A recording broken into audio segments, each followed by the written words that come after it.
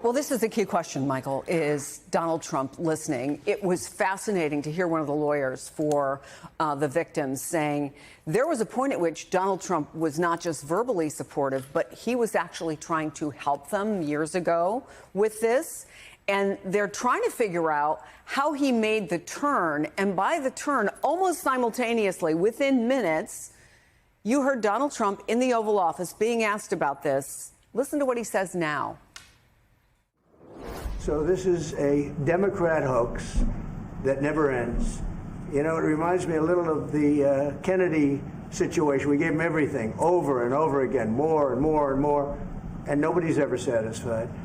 From what I understand, I could check, but from what I understand, thousands of pages of documents have been given. But it's really a Democrat hoax because they're trying to get people to talk about something that's totally irrelevant to the success that we've had as a nation since I've been president.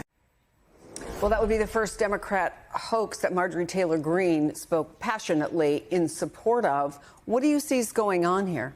Well, we first have to remember, again, Epstein was Donald Trump's friend for a very long time.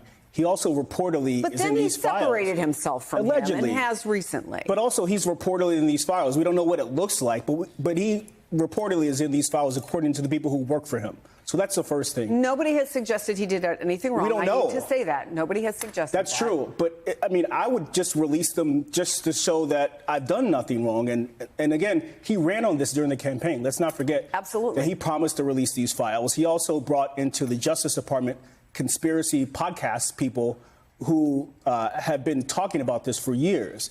And so the idea that you can just heel turn and try to change the conversation because you don't want to release the files is problematic politically. Here's the other thing. The midterms are more than a year away. It would actually be politically smarter for him to release them now. Don't drag it out. Exactly. Why drag it out as we get closer to the midterms?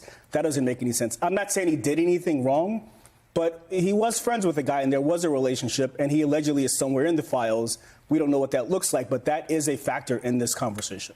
So, Sam, I want to play part of what we heard from a number of folks today. They say this isn't really about President Trump. It's about something much larger, the system for the rich and the powerful that protected Jeffrey Epstein. Take a listen to that. Epstein was not just a serial predator. He was an international human trafficker. And many around him knew, many participated, and many profited. And yet, he was protected. This is about ensuring that the future we leave behind isn't one where the powerful can hide behind their wealth, their influence, and their money to evade justice. Our government could have saved so many women, but Jeffrey Epstein was too important, and those women didn't matter. Do you think this gets us, Sam, any closer to answers here? And is it important to know the other names, whether they come through a release of documents or a decision is made by those survivors who say, you know what, we're not waiting anymore, we're going to put together our own list? Yeah, I mean, obviously, as just sort of a strictly moral issue, of course, it's important to understand. Imagine that word in the middle of where we are right now. I know it sounds like it's something out of The Onion, but it's true. The case that they were making was that this is a moral issue. Why would you not stand with women girls who have been sexually abused repeatedly by a person in power? Right. And I think that's what's so confounding about what's happening politically here, not morally, but politically, because, everyone at some point in time has said, yes, you need to have disclosure of the names, the files. We need to at least understand what was happening and who was connected to this monster. And yet now we've had what amounts to a 180, essentially, from the very people who are arguing that and who are now in power. I mean, that's the crux of the issue for Trump. Right. It's that he and his accolades and the FBI director, the deputy FBI director, the attorney general, you can go on and on, the vice president, all said as a matter of morality that this was not only a must do, this disclosure, but that they should do it upon taking office. And now we're 7 months in and suddenly they've become committed to, dripping out files that have already been released, hiding other stuff, saying there's actually no files, then saying there might be files. And so it's the 180. It's the flip-flop on this matter of morality that is so politically problematic for the Trump administration. So there's the politics of it. Kristen, let me go back to something that you first touched on and we've talked a little bit about, and that's the possibility of this Epstein client list. And Epstein survivor Lisa Phillips says this is not the end of the story. Listen. Several of us Epstein survivors have been discussing creating our own list of names. Yes. We know the names. Many of us were abused by them. Now, together as survivors, we will confidentially compile the names we all know were regularly in the Epstein world. And it will be done by survivors and for survivors. Virtually every survivor that we've ever heard from talks about something that I'm sure, Kristen, you're very familiar with, which is the fear, terror of coming forward, the emotional roller coaster that they have been on, not for years, but for decades. Talk about the potential for power in numbers, that for many of them, for the first time, they're talking to other people who understand in a way no one else can exactly what they went through. And does that give them political and legal power, potentially? So it gives them political and legal power, but most importantly, it gives them that voice back. It helps them regain their autonomy. You know, sexual abuse is one of those crimes, particularly when these young ladies were being victimized, was a crime that people looked at and said, this would never happen in my house. This would never happen in my family. That person must have wore something, went somewhere, did something wrong. And as a result, they were sexually abused. We don't have that type of stigma in other crimes. You know, if someone gets robbed, they don't say, oh, what were you wearing? You know, or anything like that. And so when you see this strength, and, you know, when she actually said that about the client list and I was listening, it actually gave me goosebumps. Why did it give me goosebumps? Knowing that I've represented survivors for over a decade? Well, because at that moment when she stated that they were going to make that client list, you heard the rally of cheers. And that, to me, was the type of justice that survivors seek and want. It's where they are reclaiming their power. You know what, government? If you're not going to tell everyone what these people did to us, we are then going to force it out of you. And that allows them to regain their power. Are there political avenues? Are there legal avenues? Sure. That in and of itself could, again, open up a prosecution. It could open up an investigation at a minimum. It could cause more support for this transparency bill. So yes, it could do all of those things. And I think at its core, one of the things that is super important here is that, in addition, this is not just about names. This transparency bill could give us access to a lot of information that, as you mentioned, Chris, at the onset, is this something where billionaires, millionaires, rich and powerful people were able to get away with something so heinous and horrible? We need to know that as a society.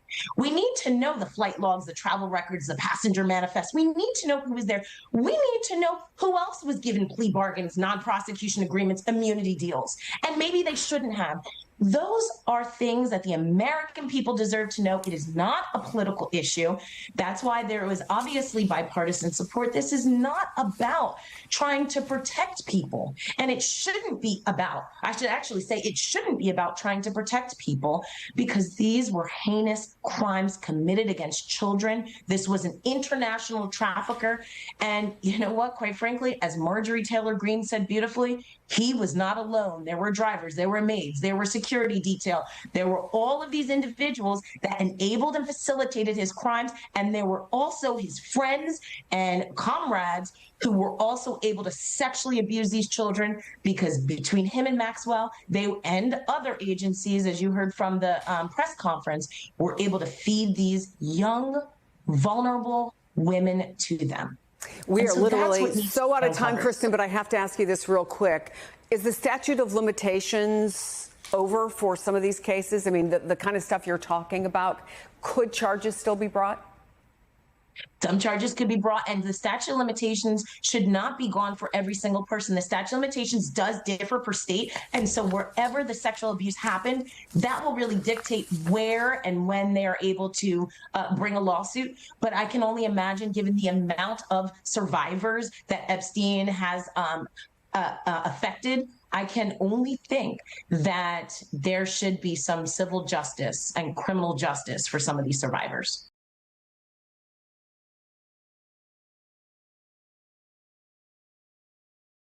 Thank you very much, everybody. So we're going to now cover the G20, and I'm going to let these people go back to the Department of War and figure out how to maintain peace. Okay? Thank you, Mr. Thank you very much. Thank you very much. Congratulations, General. Thank you very much. Appreciate it. Great job. Sir, just before You have been listening to the President of the United States. He's there in the Oval Office signing an executive order for changing the name of the Defense Department to the Department of War, a change that dates back to 1949. This was definitely a war posture that the United States was in at that time.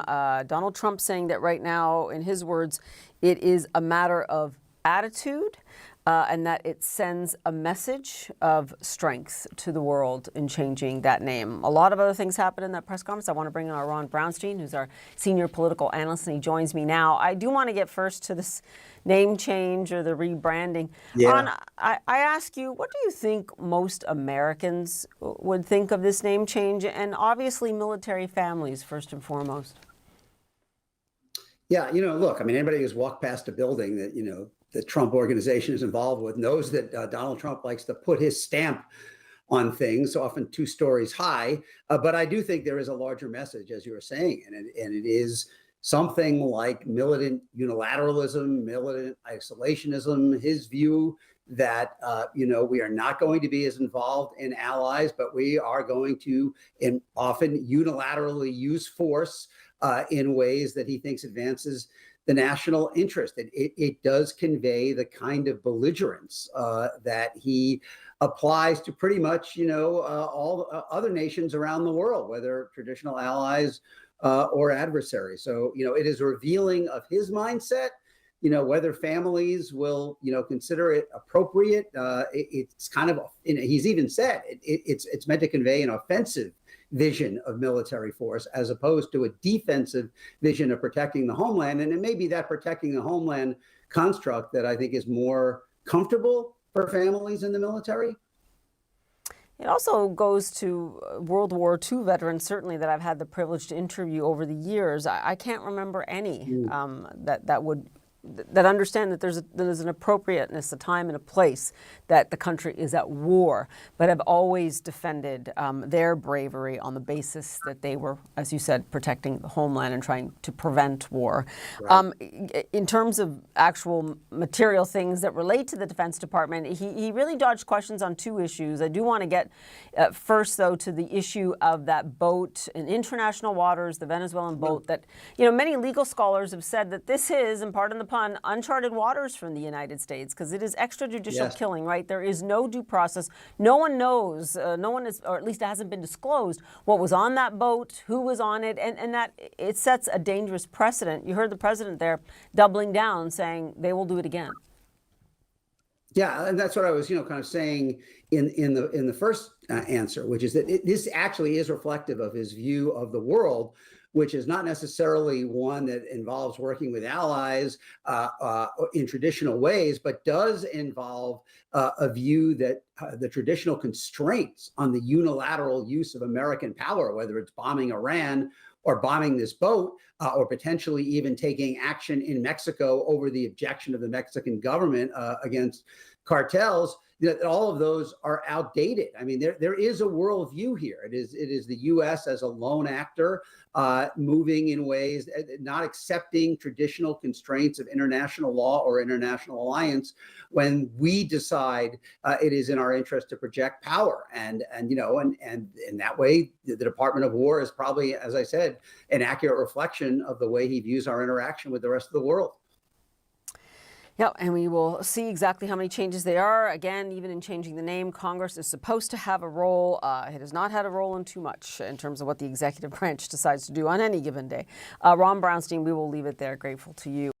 To be in China today with a massive show of force and a military parade in Beijing, showing off the country's hypersonic missiles, the drones, the fighter jets, and a lot more. President Xi Jinping hosted his Russian and North Korean counterparts for the grand event. And President Trump, well, he sort of sent his regards, writing on Truth Social last night. May President Xi and the wonderful people of China have a great and lasting day of celebration. Please give my warmest regards to Vladimir Putin and Kim Jong-un as you conspire against the United States of America. Boy, did that take a turn. Joining us now, President Emeritus of the Council on Foreign Relations and author of the weekly Substack newsletter, which you should read, Home and Away, Richard Haass. All right.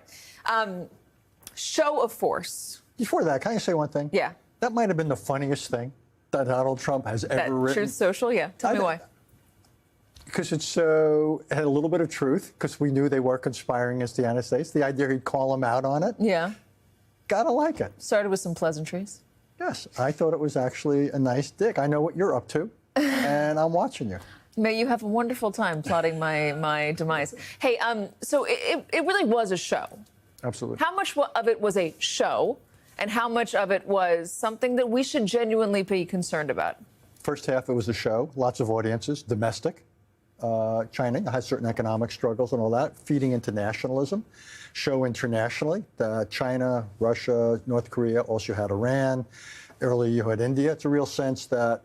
India is really interesting. Yeah, and that's a separate conversation, but a strategic setback for us, which we brought about. India has been, should be, an important cornerstone of this coalition we build to push back against China. So I think it was also a bit of a statement of independence, the idea the Chinese are a little bit feeling their oats with and the Russians are as well.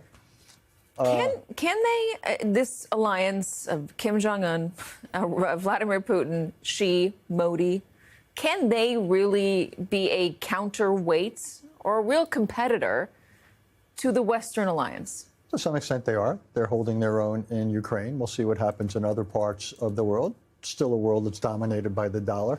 I think the biggest question is how we react to it beyond true social posts.